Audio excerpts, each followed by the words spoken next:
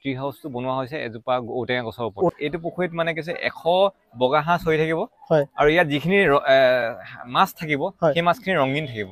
নমস্কাৰ বন্ধুসকল, এটি সুন্দৰ ভিডিঅ'লৈ আপোনালোক সকলোকে স্বাগতম জনালোঁ। বন্ধুসকল, আজি এখন মই আপোনালোকক পৰ্যটন ক্ষেত্ৰ দেখাব বিচাৰিছোঁ, যিখন এজন যুৱকৰ প্ৰচেষ্টাত প্ৰাণ পাই উঠিছে আৰু সেইখনৰ নাম হ'ল গ্ৰাম্যানুভূতি। চাওক কি সুন্দৰকৈ লিখা আছে গ্ৰাম্যানুভূতি, আৰু এইফালে এণ্ট্ৰিটো চাওক কি সুন্দৰভাৱে বনাই ৰাখিছে এইটো। আৰু চাইকেল এখন আছে, আৰু এইখন চাইকেলখন চাওক। সাধাৰণতে এতিয়া আমাৰ চাইকেলবিলাক লাহে লাহে কমি যাবলৈ ধৰিছে, বেছিকৈ আমি মানে স্কুটি বাইক এনেকুৱা ধৰণৰ ব্যৱহাৰ কৰোঁ, কিন্তু চাইকেলখন লাহে লাহে কমি গৈছে। আৰু কি সুন্দৰভাৱে গেটখনত লগাই থৈছে চাওক এইখন চাইকেল। ইয়াত পেডেল এয়া চাওক, ধুনীয়াকৈ খুলি আমি এণ্ট্ৰিটো এইফালে কৰিব পাৰিম। আৰু এইফালে লিখা আছে ইয়াত হেতুলুকা বুলি। ভিতৰলৈ সোমাই যাওঁ আৰু সোমাই গৈ তাৰ পৰিস্থিতিটো মই আপোনালোকক দেখাব চেষ্টা কৰিম। আৰু ইয়াত জোপা গছত এটা সুন্দৰকৈ 3 মহলীয়াকৈ এটা ঘৰ তৈয়াৰ কৰি থোৱা আছে, মই সেইখিনিও দেখাম। আৰু বিভিন্ন ধৰণৰ বস্তু আছে, সকলোখিনি দেখাবলৈ চেষ্টা কৰিম। ইয়াত এজন ব্যক্তিৰ প্ৰচেষ্টাত প্ৰাণ পাই উঠিছে এইটো পৰ্যটন ক্ষেত্ৰ। আৰু এই পৰ্যটন ক্ষেত্ৰভাগি 2024 চনৰ 27 ছেপ্টেম্বৰত ইনগ্ৰেশ্যন কৰা হৈছিল। আৰু বলক আমি ভিতৰলৈ সোমাই যাওঁ আৰু যিজনে এইটো কনচেপ্টটো আনিছিলে আমি তেওঁৰ লগত কথা পাতিম, চিনাকি হ'ম আৰু বিভিন্ন ধৰণৰ কথা পাতিম। আহক।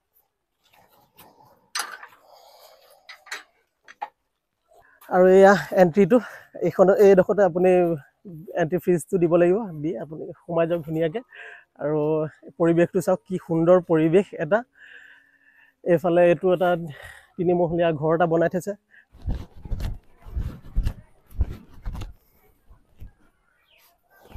আৰু দাদাৰ ঘৰটো হ'ল এইটোৱে, ঘৰৰ সন্মুখত লিখা আছে গ্ৰাম্যানুভূতি বুলি। আৰু সুন্দৰ সুন্দৰ কিছুমান পেইণ্টিং আছে। এই পেইণ্টিংবোৰ কোনে কৰিছে গম পাইছেনে?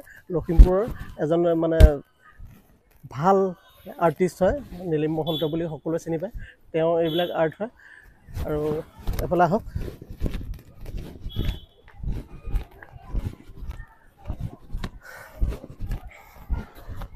ঘৰটো আৰু পুখুৰীটোৰ মাজে মাজে যদি আপুনি আহি থাকে, এয়া চাওক ঘৰৰ কাষতো এইবিলাক সুন্দৰ পেইণ্টিং আছে। পেইণ্টিংবিলাক সেই নীলিম মহন্ত দেৱৰে সৃষ্টি, আৰু কি ধুনীয়াকৈ পেইণ্টিং কৰি থৈছে চাওক।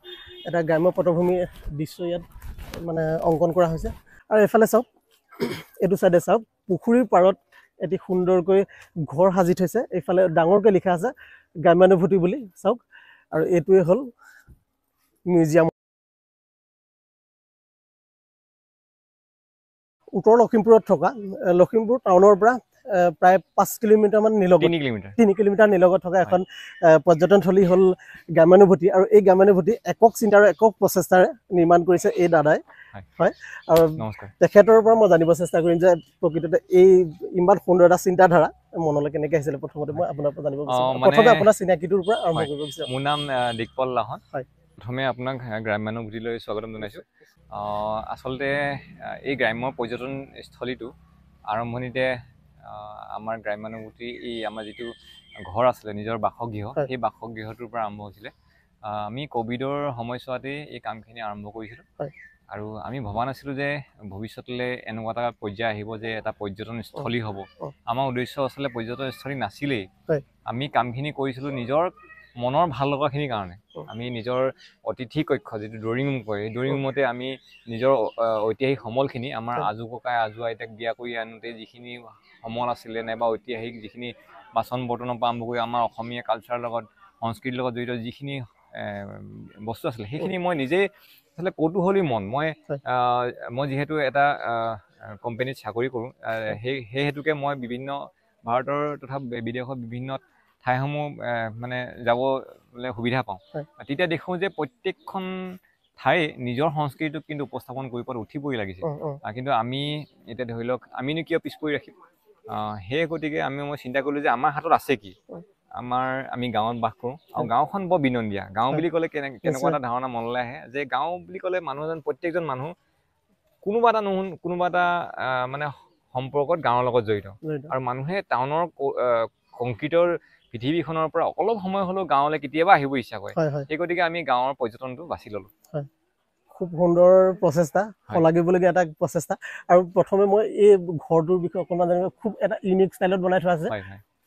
3টা ষ্টেপ আছে ন? হয়, আচলতে মই এই যিটো ট্ৰি হাউচ, যিটো টঙি ঘৰ, সেই কথাটো ক'ব বিচাৰিছোঁ যে এই ট্ৰি হাউচটো বনোৱা হৈছে এজোপা ঔটেঙা গছৰ ওপৰত ঔটেঙা গছৰ ওপৰত হয় মানে এনেকুৱা ধৰণৰ কিন্তু কথা নাই যে ঔটেঙা গছৰ ওপৰতে বনাব লাগিব বুলি হয় কিন্তু যিহেতু আমি গছজোপা এটা মিচিউৰ্ড গছ ল'ব লাগিব হয় আৰু গছজোপাক দেখোঁতে এনেকুৱা লাগিছে যে গছজোপাক বহুত কষ্ট দিয়া হৈছে এইটো নহয় আমি তলৰ পৰা কংক্ৰিটৰ এটা ফিনিচিং আছে হয় কংক্ৰিটৰ আৰু এনেকৈ লোহাৰৰ ফিনিচিং আছে সেইটোত মানে ভৰটো দিয়া হৈছে একেবাৰে ওপৰ টপ লেভেলটোৱে অকণমান গছজোপাক মানে হেৰি কৰা হৈছে একোতো অসুবিধা হোৱা নাই অসুবিধা এইটো কাৰণে হোৱা নাই বুলি ভাবোঁ কাৰণ আমাৰ গছজোপাৰ লগালগ ফেৰেঙনি আকৌ আহিছেই মানে হয় হয় লগে লগে বাঢ়িছে আৰু লগে লগে নতুন কোপাত মানে ধুনীয়াকৈ মেলি একদম সম্পূৰ্ণ পৰিপূৰ্ণ হৈ পৰিলে সম্পূৰ্ণ কাঠ ব্যৱহাৰ কৰিছে ন ইয়াত কাঠ ব্যৱহাৰ কৰা হৈছে যিমানটো পাওঁ আমি মানে ৰিচাইকেল কাঠ কিছুমান ব্যৱহাৰ মানে ৰিচাইকেল মানে এইটো বুজাইছোঁ যে নতুনকৈ গছ এজোপা কটা নহয় পুৰণা যদি ক'ৰবাত ব্যৱহাৰ কৰা কাঠ আছিলে সেই কাঠটোক আমি উঠাই আকৌ নতুনকৈ লগাই তাত মানে ব্যৱহাৰ কৰা সেইটো কিছুমান কনচেপ্ট আছে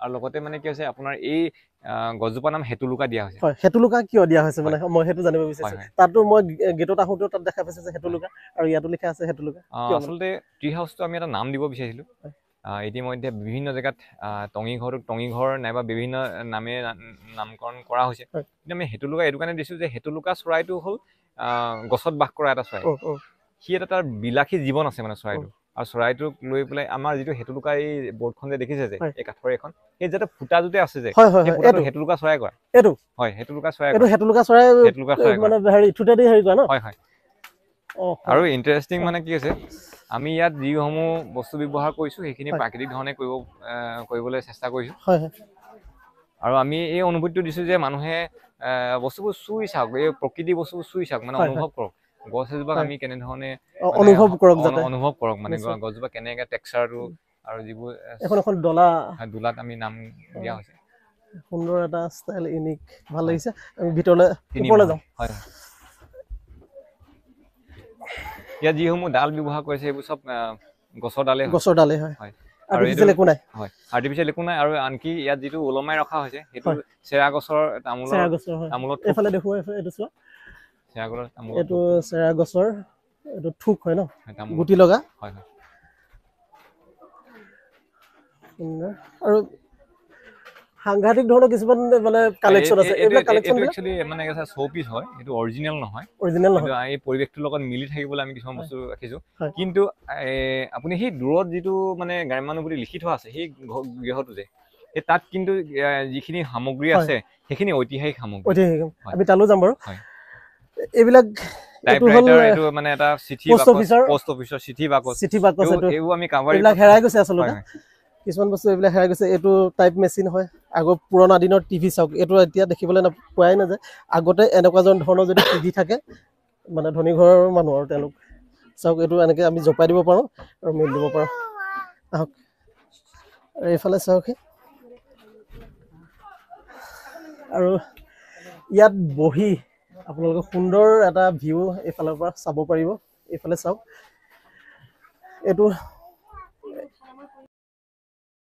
এইটো হ'ল পুখুৰীৰ মাজত থকা এইটো মিউজিয়াম হয় আৰু কাষে কাষে কেইটামান কটেজ আছে এইকেইটা কটেজত খোৱা বোৱা কৰিব পাৰে ৰাতি হ'লে আমি তাত টেণ্টটো লগাই দিওঁ কিছুমানে টেণ্ট থাকি ইচ্ছা কৰে কেম্পিঙো কৰিব পাৰিব আমি তাত ওলমা দলঙৰ ব্যৱস্থা কৰিছোঁ হেংগিং ব্ৰিজ আছে ট্ৰাম্পলিন আছে সৰু ল'ৰা ছোৱালী তাত খেলিব পাৰিব বেডমিণ্টন খেলিব পাৰিব আৰু অনাগত প্ৰত্যেক মাহে আমাৰ প্ৰতিশ্ৰুতি যে প্ৰত্যেকটো মাহে আমি নতুন কিবা এটা সংযোজন কৰিম প্ৰতি মাহে নতুন কিবা এটা সংযোজন থাকিব আৰু যিসকল চেলফি লাভাৰ তেখেতসকলৰ কাৰণে এটা মানে ভঁৰাল হ'ব সুন্দৰ একদম নিশ্চয় দেখিয়ে মই বুজি পাইছোঁ আৰু ইয়াত বটিং কৰিব পৰা হ'ব বটিংটো আমি ইন ফিউচাৰ এপ্ৰিল মাহত আৰম্ভ কৰিম বটিং ফিচিং থাকিব ফিচিংটো নাথাকিব ফিচিংটো এইটো কাৰণে নাথাকিব ফিচিংটো এইটো পুখুৰীত নহয় বেলেগত থাকিব এইটো পুখুৰীত বেলেগ এটা পৰিকল্পনা আছে আপুনি কল্পনা কৰক এইটো পুখুৰীত মানে কি 100 বগা হাঁহ চৰি থাকিব আৰু ইয়াত যিখিনি মাছ থাকিব সেই মাছখিনি ৰঙীন থাকিব নেক্সট পৰিকল্পনা মানে আমাৰ এপ্ৰিল নহয় আপোনাৰ এপ্ৰিলত সম্পূৰ্ণ এই বস্তু দেখিব পাব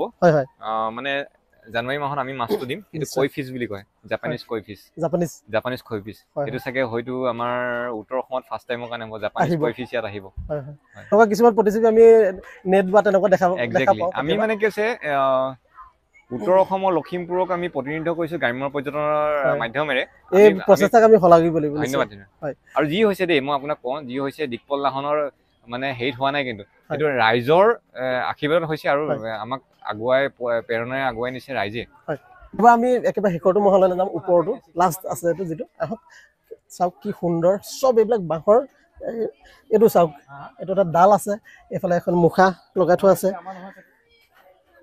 একদম ইউনিক ষ্টাইলৰ কি ধুনীয়া এইবিলাক টুকুৰা চৰাই বাঁহ কালেকশ্যন চাওক এইবিলাক গছ চাওক গছজোপাটো কোনো কাৰণত হাৰ্ম হোৱা নাই সুন্দৰভাৱে এইবিলাক পোখা মেলি আছে আহক ওপৰলৈ উঠি আহক আৰু ইয়াত চাওক ধুনীয়াকৈ এইবিলাক সজাই থৈছে কিছুমান বস্তু পেইণ্টিং আছে আৰু এইটো চাওক কি ধুনীয়া লাগিছে এইটো এটা পাচি সৰু পাচি এটাত লাইটিং কৰিছে এইবিলাক গ্ৰাম্যানুভূতি বুলি লিখা আছে এইটো চৰাই বা এটা এটা বনাই থৈছে আৰু এইটো হ'ল মিউজিয়াম গ্ৰাম্যানুভূতিৰ মিউজিয়াম হয় আৰু আহক ভিতৰলৈ সোমাই যাওঁ আৰু কি আছে আমি চাওঁ প্ৰথমে এইফালে এখন মানে গাঁৱৰ পটভূমিত কি আছে সেইটো চাব পৰা যায় সোমাই আহিছোঁ বাৰু এইবোৰ এনেকৈ বৰচাং দি থোৱা আছে তলতে ইয়াত শাল ধুনীয়াকৈ ইয়াত বনাই কৰি ইয়াত বহি ধুনীয়াকৈ খাব পাৰিব এনেকুৱা এটা কনচেপ্ট এইটো এইফালে চাওক এইটো হ'ল মিউজিয়ামলৈ সোমাই আহোঁতে এটা অন্য এটা কোঠা এই কোঠাটোত চাওক সকলোখিনি গছৰ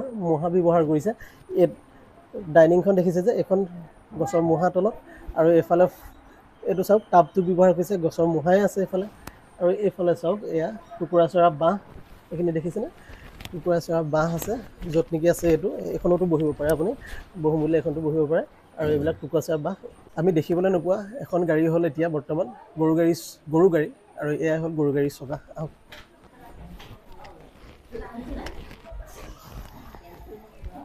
বৰ্তমান আমাৰ এতিয়া সমাজত হেৰাই যাব ধৰা কিছুমান বস্তু হ'ল এইবিলাক ফোন আগতে আমি এনেধৰণৰ ফোন কিছুমান ব্যৱহাৰ কৰিছিলোঁ এতিয়া এনেকুৱা ধৰণৰ ফোন নাই আৰু এইটো ফোন অলৰেডি হেৰাই গৈছে আৰু এইবোৰ চাওক এইটো এটা টিভি এইটো টিভি থকা মানে তেওঁ ধনী আমি সেইটো কনচেপ্ট এটা আগতে আছিলে আমাৰ আৰু এইবিলাক এইটো হ'ল কেমেৰা এইটো কেমেৰা এতিয়া ব্যৱহাৰ নকৰোঁ আমি আৰু এইটো সকলোতকৈ এটা ভাল বস্তু হ'ল এইটো গ্ৰামোফোনটো আমি বহু দিনৰ আগতে দেখা পাইছিলোঁ কিন্তু এতিয়া চাওক এইটো সংৰক্ষণ কৰিবলগীয়া হৈছে এইবিলাক গ্ৰামোফোনৰ ডিছ হয় এইবিলাক গ্ৰামোফোনত এইবিলাক লগাই পেলাই গান শুনা হয় আৰু এয়া হ'ল মুখা শিল্প মিউজিয়ামৰ ভিতৰত এইবিলাক চাওক এইবিলাক বাটুলি গুটি হয় এইটো যিবিলাক দেখিছে এইটো চাওক বাটুলি গুটি হয় এইটো হ'ল হাতীখোজীয়া বাতি আৰু কাষত থকা এইটো লোটা এইটো হ'ল টৌ এটা ইয়াত এইটো দেখিছেনে এইটো টৌ এইবিলাক পুৰণি দিনত ব্যৱহাৰ কৰা এইবিলাক কাঁহী আৰু এইখিনি মই আগতে দেখাইছোঁ টুকুৰা চৰা বাঁহ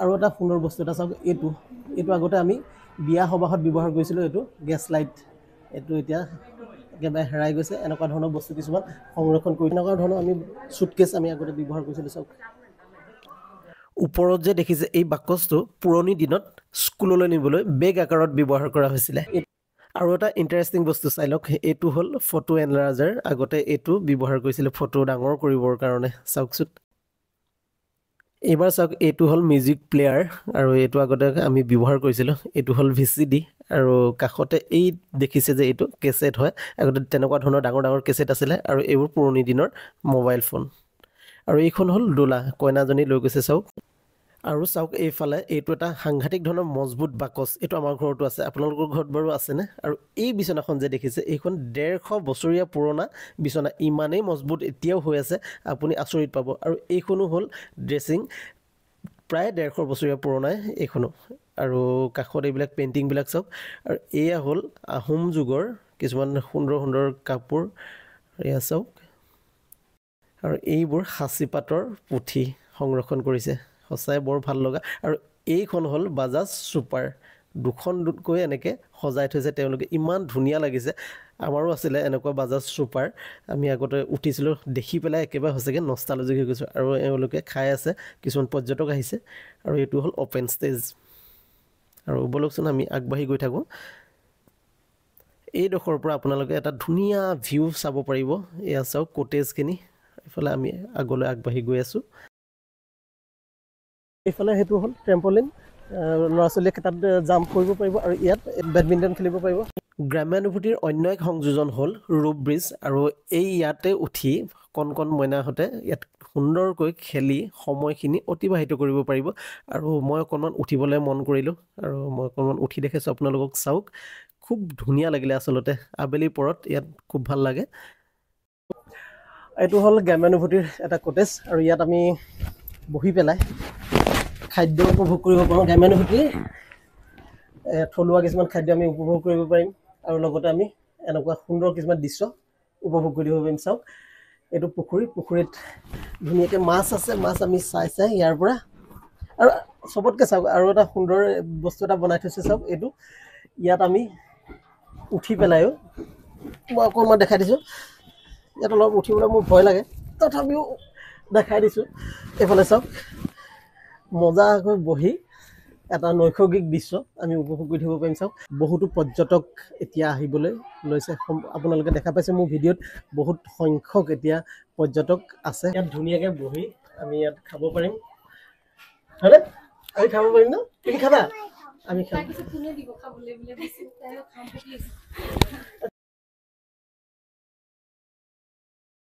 এইটো সাধাৰণতে আমি কিছুমান চৰাই তৰাই খেদিবৰ কাৰণে আমি পথাৰত ব্যৱহাৰ কৰোঁ আৰু সেইটো ব্যৱহাৰ কৰিছে ইয়াত। চাওক গ্ৰাম্যানুভূতিৰ সেইফালে এটা পৰিৱেশ চাওক। আৰু আমি ইয়াত বহি ইয়াৰ দৃশ্য আমি সুন্দৰকৈ উপভোগ কৰিব। অকণমান তিতি আছে, ইয়াত বহিবলৈ দিগদাৰ হ'ব। চাওক এইফালৰ পৰা পৰিৱেশটো চাওক। এইটো হ'ল ট্ৰি হাউচটোৰ তলতো আমি এনেকৈ বহি পেলাই সময় অতিবাহিত কৰিব পাৰিম। এটি সুন্দৰ অনুষ্ঠান যিটোৰ নাম হ'ল গ্ৰাম্যানুভূতি, আপোনালোকক সকলোখিনি দেখাবলৈ চেষ্টা কৰিলোঁ। এটা গ্ৰাম্য পটভূমিৰ দৃশ্য ইয়াত সৃষ্টি কৰিবলৈ চেষ্টা কৰা হৈছে। সকলোখিনি বস্তু গাঁৱত যিবিলাক পোৱা যায় সচৰাচৰ তেনেকুৱাবিলাক বস্তু ইয়াত ব্যৱহাৰ কৰা হৈছে। মিউজিয়ামৰ পৰা যদি আমি পোনে পোনে এইফালে আহোঁ, আমি সুন্দৰ এটা দৃশ্য দেখা পাম। চাওক এইফালে আহোঁ, এইফালে আছে এখন স্কুটাৰ আৰু এইটো গৰু গাড়ীৰ চকা, আৰু এইফালেও এটা আছে গৰু গাড়ীৰ চকা, আৰু এইটো গছৰ মূঢ়া, সেইটো মাছ ধৰা সঁজুলি, আৰু এইফালে এইটো ট্ৰি হাউচ। আৰু চাওক কি সুন্দৰ পৰিৱেশ। ইয়াত আহিলে সকলোৱে ভাল পাব, আচলতে বৰ নহয়। আৰু চাই মেলি ধুনীয়াকৈ খাই বৈ ইয়াৰ পৰা এটা ফুল পেকেজ বুলি ক'ব লাগিব। গ্ৰাম্যানুভূতি এটা সম্পূৰ্ণ এটা পেকেজ। আপোনালোকে আহিব, বিভিন্ন বস্তু আপোনালোকে ইয়াত চাব পাৰিব।